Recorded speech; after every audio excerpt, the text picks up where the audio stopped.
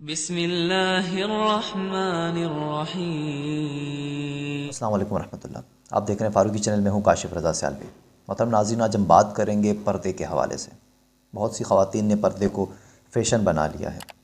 آج کل کی نوجوان نسل نے پردے کو جس طرح اپنایا ہوا ہے، جس طرح وہ پردہ کرتی ہیں، وہ ہم سب کے سامنے ہیں۔ ایک مختصر سا حجاب چہرے پر اوڑھ کر اور ایک خوبصورت سی نگینوں والی پن وہ لگا لیتی ہیں، جس سے پرکشش دکھائی دینے کے لیے بہت سے لوگ ان کی طرف مائل ہو جاتے ہیں۔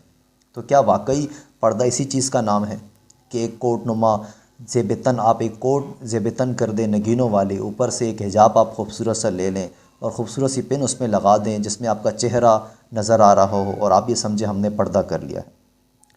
تو اس پہ ایک قرآنی آیات ہے۔ سورہ الاحزاب 59 فرماتے ہیں اللہ پاک کہ اے نبی، اپنی بیویوں، اپنی بیٹیوں اور مومنوں کی عورتوں سے کہہ دیجئے کہ وہ اپنی چادروں کے پلو اپنے اوپر لٹکا لیا کریں۔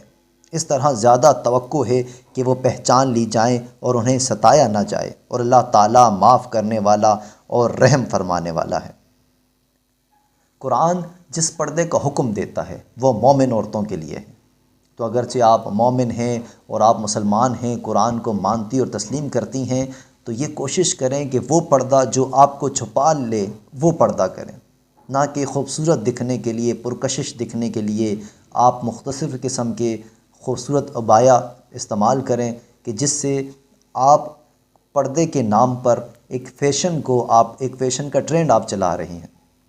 تو آپ سے یہ ریکویسٹ ہے کہ کوشش کریں خود بھی وہ پردہ جس کا حکم دیا گیا ہے، وہ پردہ جو عورت کو چھپا لیتا ہے وہ کریں، اور اپنی تمام بہنوں اور دوستوں کو بھی کہیں کہ اس طرح کا پردہ جو آج کل رائج ہو چکا ہے فیشن کے نام پر، اس سے گریز کریں۔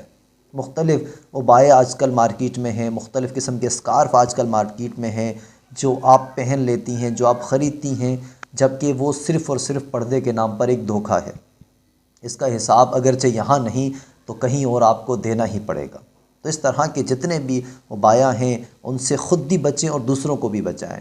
تو بہتر ہے کسی معلمہ سے آپ یہ پوچھ لیں کہ پردے کا حکم کیا ہے اور پردہ کسے کہتے ہیں۔ کیا مختلف قسم کے کوٹ پہن لینا اور اسکارف لے لینا کیا اسے پردہ کہا جاتا ہے؟ اگرچہ نہیں تو بہتر پردہ کرنے کے لیے اپنی قریبی کسی معلمہ سے شریعتاً کیا حکم ہے وہ معلوم کریں اور اس طرح کا پردہ استعمال کریں تاکہ آپ باقی لوگوں کی نظروں سے بچ سکیں، کیونکہ مسلمانوں کی عورتیں ایک انمول اور چھپا ہوا خزانہ ہیں، اسی لیے اسے پردے کا حکم دیا گیا ہے۔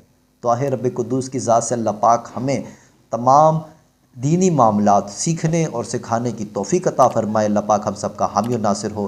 تاجدار ختم نبوت زندہ باد، پاکستان پائندہ باد۔